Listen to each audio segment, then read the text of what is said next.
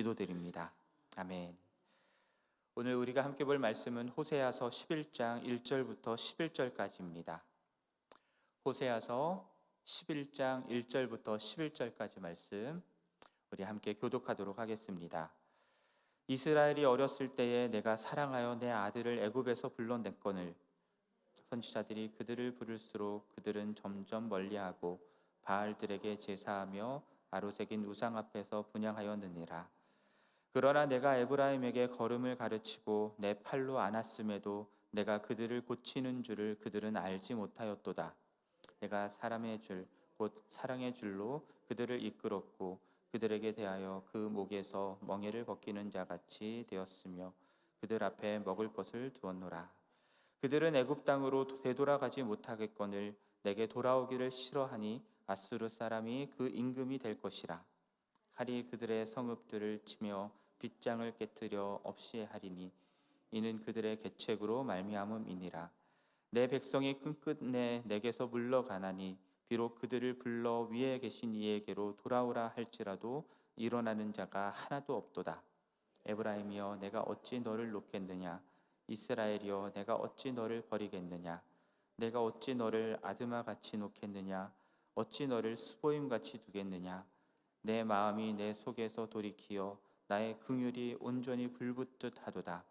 내가 나의 맹렬한 진노를 나타내지 아니하며 내가 다시는 에브라임을 멸하지 아니하리니 이는 내가 하나님이요 사람이 아님이라.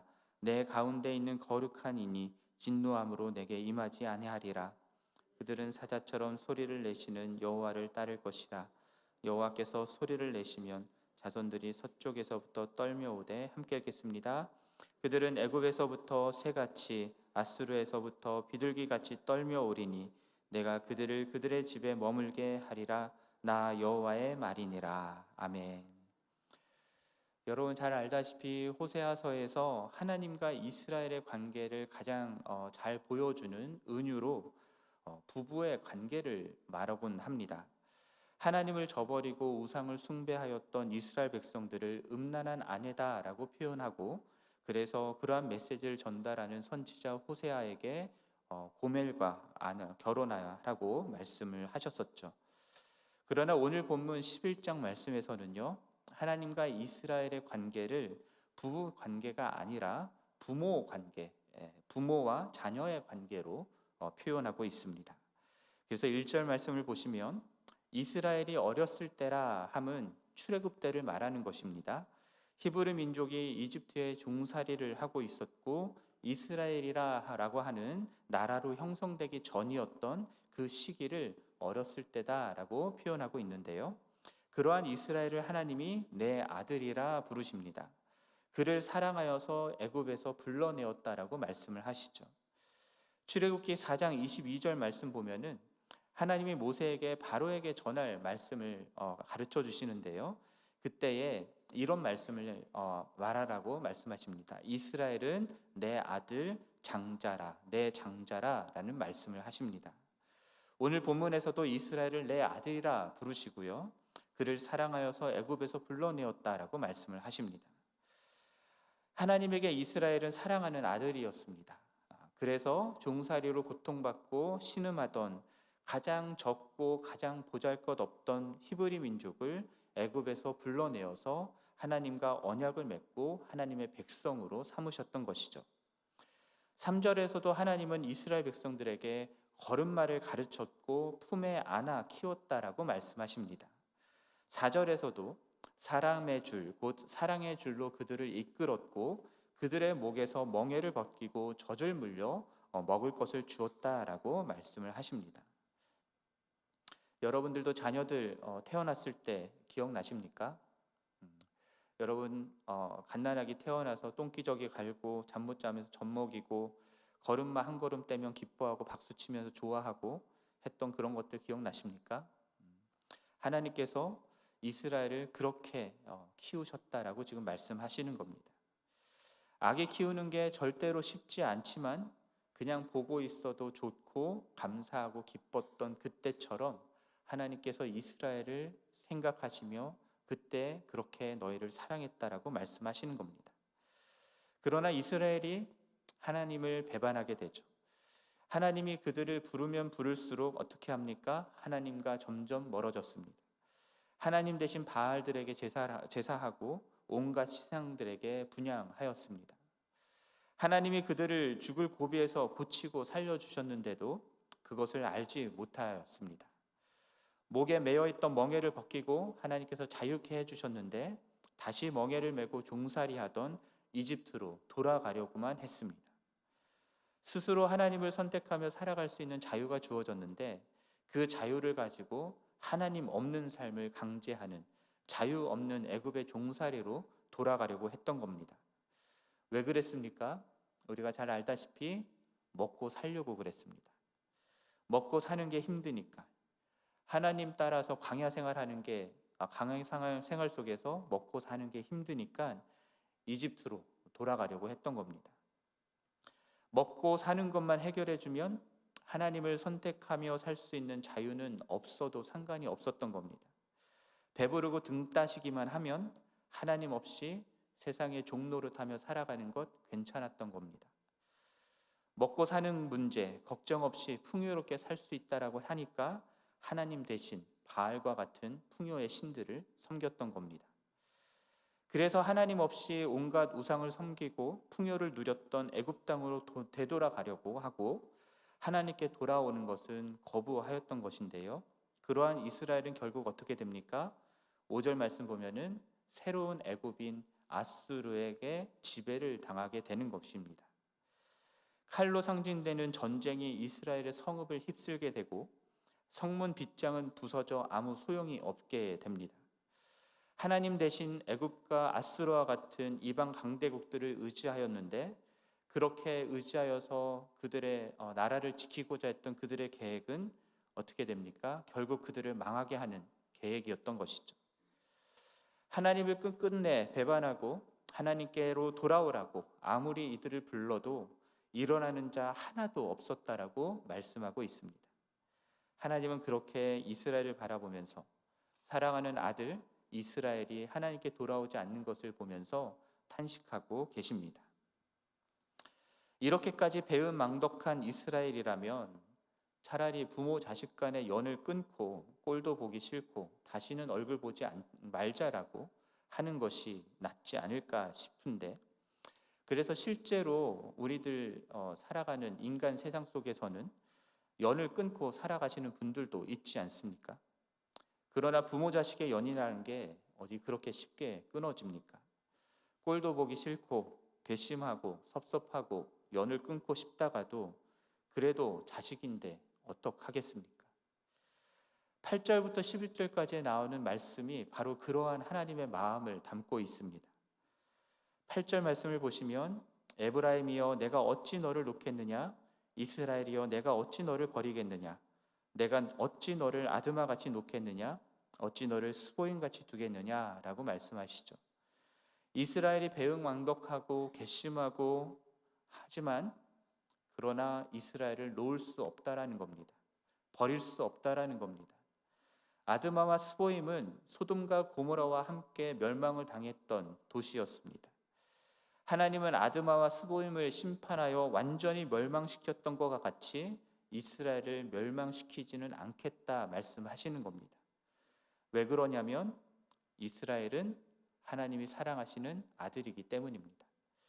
8절 후반절에서 말씀하는 것처럼 이스라엘을 불쌍히 여기는 그 긍휼의 하나님의 마음이 속에서 불붙는 것 같이 일어나는 것입니다. 이스라엘을 완전히 멸망시키고자 하는 그러한 마음을 허락지 않는 것입니다.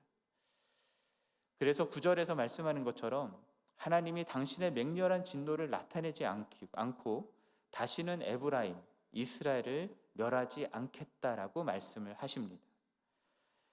이스라엘의 우상 숭배와 범죄함은 하나님의 맹렬한 진노를 일으켰습니다. 그것은 사실입니다. 하지만 하나님은 당신의 맹렬한 진노로 이스라엘을 완전히 멸망시키지는 않으시겠다라는 겁니다. 그러면서 하나님은 하나님이시다라는 말씀을 하시죠. 사람이 아니라 하나님이시다라는 말씀을 하십니다. 하나님께서 말씀하신 것을 반드시 지키시긴다라고 하는 그런 의미이기도 하고요. 또한 하나님께서 그러한 사랑의 하나님이신 것을 말씀하고 있는 겁니다. 하나님은 이스라엘 가운데 있는 거룩한 하나님이시고요, 이스라엘을 진노하여 멸망시키기 위하여 그들에게 임하신 하나님이 아니라 그들 가운데 그들과 함께 더불어 살아가기를 원하시는 사랑의 하나님이시다라는 것을 말씀하고 있는 겁니다. 사람이라면, 하나님이 만약 사람이었다면 이토록 괘씸하고 배은망덕한 이스라엘은 완전히 쓸어버렸겠죠. 저 같아도 그렇게 했을 겁니다. 그런데 사람이니까 그런 마음을 갖지 않고 오히려 그들을 멸망시키지 않겠다라고 말씀하시는 겁니다. 하나님은 사람이 아니라 하나님이시기 때문에 우리 같은 사람처럼 행하지 않으시고, 하나님은 사랑이시기 때문에 하나님이 사랑하여 택한 당신의 아들 이스라엘을 절대 포기하지 않겠다라는 겁니다. 변덕스럽게 사랑한다고 구원하였다가 심판하여 멸망시키는 그런 하나님이 아니시다라는 겁니다. 이스라엘이 아수르에게 망하게 되기는 하지만 그들을 정말로 멸망시켜버려서 이 세상에서 쓸어버리지는 않으시겠다라는 겁니다. 결국 하나님은 10절과 11절에서 말씀하는 것처럼 아수르에 멸망당한 이스라엘이 사자처럼 부르짖으시며 이끄시는 여호와 하나님을 따라서 다시 돌아오게 하실 것이라 말씀하는데요, 애굽에서, 아수르에서 새들과 같이 날아오게 될 것이다 라고 말씀을 하십니다. 그리고 다시 그들의 고향집에 돌아와 머물게 하실 것이라 여호와 하나님의 말씀으로 약속하고 계신 것입니다. 아이러니하지만 사랑 안에는 분노가 있습니다. 하나님의 범죄한 이스라엘에 대한 맹렬한 진노는 하나님의 사랑에서 비롯되는 것입니다. 하나님의 징계가 바로 하나님의 사랑에서 비롯되는 것이죠. 히브리서 12장에서 말씀하는 것처럼 하나님께서 범죄하는 당신의 자녀들에 대해서 권면하시고 징계하십니다. 히브리서 기자는 오히려 그러한 징계가 없다면 그것은 사생자요, 친아들이 아니기 때문이다라고 말씀하고 있습니다. 사랑하는 아들이 잘못된 길로 가는데 아무런 징계도 없고 그냥 놓아두는 것은 참 사랑이 아니죠. 사랑하는 아들이 죄를 범하는데도 분노하지 않는 것은 참 사랑이 아닙니다. 그래서 하나님은 당신의 백성들의 범죄함에 대해서 그냥 바라보고 있지는 않으십니다. 맹렬한 진노로 진노하십니다. 그러나 동시에 하나님은 끝까지 그들을 사랑하십니다. 그들을 결코 포기하지 않으십니다. 이러한 하나님의 사랑이 가장 선명하게 보인 것이 바로 예수 그리스도의 십자가입니다. 죄인을 향한 하나님의 불같은 진노는 당신의 가장 귀한 독생자까지 십자가에 못 박을 만큼 강렬했습니다. 그러나 동시에 죄인인 우리를 향한 하나님의 사랑은 당신의 가장 귀한 독생자까지 십자가에 못 박게 내어주실 만큼 강력했던 것입니다. 인간은 상상할 수 없는 사랑이죠. 이 사랑에 대해서 로마서 8장에서 이렇게 말씀합니다. 내가 확신하노니 사망이나 생명이나 천사들이나 권세자들이나 현재일이나 장래일이나 능력이나 높음이나 깊음이나 다른 어떤 피조물이라도 우리를 우리 주 그리스도 예수 안에 있는 하나님의 사랑에서 끊을 수 없으리라. 이 사랑의 하나님이 우리가 믿는 하나님이십니다. 이 사랑의 하나님을 믿는다면, 혹 어떠한 죄악으로 넘어져 있는 분이 있다면 죄악 중에서도 낙심치 말고 다시 일어나서 두려움 없이 하나님께 나아가는 은혜가 있기를 바랍니다. 돌아온 탕자를 기쁨으로 맞아주셨던 하나님 아버지와 같이 하나님 아버지께서 여러분들을 기꺼이 안으시고 맞아주실 것입니다. 그러나 하나님의 이러한 사랑을 악용하지 않으시기를 바랍니다. 하나님의 사랑은 당신의 사랑하는 자녀들이 죄악 가운데 지내는 것을 용납치 않으십니다. 이러한 사랑의 하나님을 믿기 때문에 더욱 하나님 외에 다른 것들, 다른 우상들을 섬기는 죄악을 용납지 않고 오직 하나님만을 사랑하고 섬기는 그런 우리 모두가 되기를 간절히 바랍니다. 그리고 그렇게 하나님만을 섬기고 사랑하는 그런 우리를 통해서 이 세상이 죄악을 향한 하나님의 진노, 그러나 그 가운데서 포기하지 않으시는 하나님의 놀라운 사랑을 경험하여 알게 되기를 우리 주님의 이름으로 간절히 축원합니다. 함께 기도하겠습니다. 하나님 아버지, 하나님을 향하여서 끊임없이 범죄하고 우상을 숭배하고 하나님 부르지만 주님의 말씀에 따르지 않았던 그런 이스라엘임에도 불구하고 그들을 어찌 버리겠노라고, 어찌 놓아두겠냐고 말씀하시며 주님의 마음속에 있는 불같은 그 긍휼의 마음을 말씀하여 주시니 감사를 드립니다. 하나님, 주님께서 그 놀라운 사랑으로 우리를 구원하여 주셨사오니 우리도 주님을 향하여서 그 사랑으로 반응할 수 있게 하여 주시고 오직 주님만을 섬기고 따르는 주님의 백성 되게 하여 주옵소서. 주님, 죄악을 용납지 않는 그 진노, 그 분노가 우리 안에도 있기를 원합니다.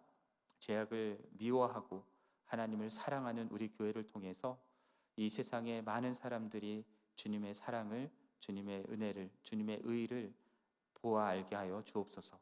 이 모든 말씀 우리 주 예수 그리스도의 이름으로 기도드립니다. 아멘.